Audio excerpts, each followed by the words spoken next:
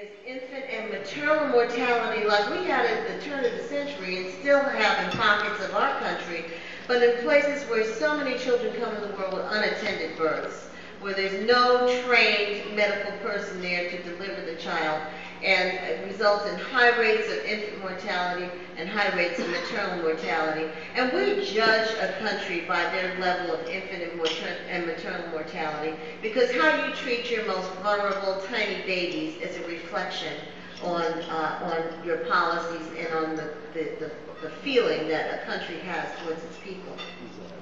So Shafia, I think that one of her most outstanding accomplishments recently is her doula training program, and doulas are attendants during pregnancy that stay with the mother. Pregnancy can be isolating. I don't know if any of you men ever been pregnant, but I tell you, it can really weigh you down sometimes. Something growing inside of you, kicking, and you can't get comfortable, and it gets old, you know. It really does. But and a lot of times it's isolating, and women don't have the support that they need.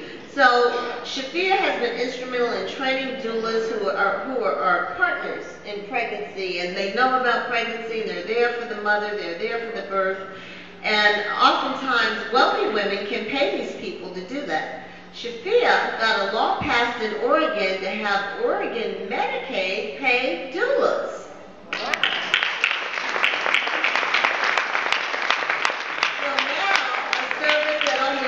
Women could get, everyone can get. And I admire this sister so much. She is so dynamic. And so we want to give her her award tonight, and then have her say a few words. She's flown all the way from Oregon. Her family's here, or one of her children. She has 7 children. She practices what she preaches. And her husband Shabazz, and mom Shabazz is here. And so, Shafia, come and give me a hug, girl.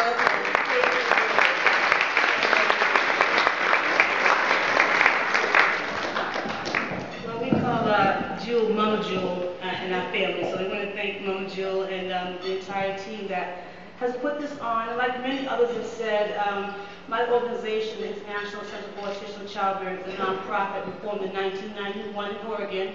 But we're truly international. We have chapters around the world.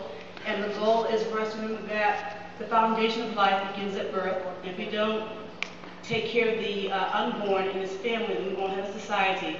And then we've come to a time in society where, as the Dalai Lama said, we spend more love for dogs and not for children. And so we want to remind people that, as a spiritual group, that is the spirit that's coming through the woman. It should be honored if we really want to bring that back. And so training midwives to take care of the family is going to reduce the mortality. If you're not aware, in the United States of America, African American babies still have the highest rate of dying before age 1. If you're white American, out of 1,000, 3 will not live. Sorry, Asian, out of 1,000, 3 will not live to be 1, which is also a tragedy. If you're Hispanic, 5 will not live out of 1,000, which is also a tragedy. If you are white American, 5.7. But if you're African American, over 13 to 15 babies will not die to see 1. In some parts of the country, it's a lot higher. Chicago, Mississippi, Mobile's having a hard time. Always have been since we came to this country as enslaved people. So we do a lot of political work. Birth is politics. It's about money. It's about who has the right to live in this country. So we really fight as midwives to say that every life is precious, and that's what we work to do. So thank you.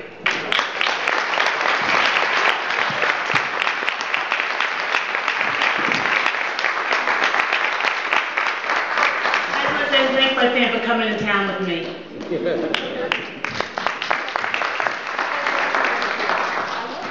Curtis and Jennifer Parker. Anybody live in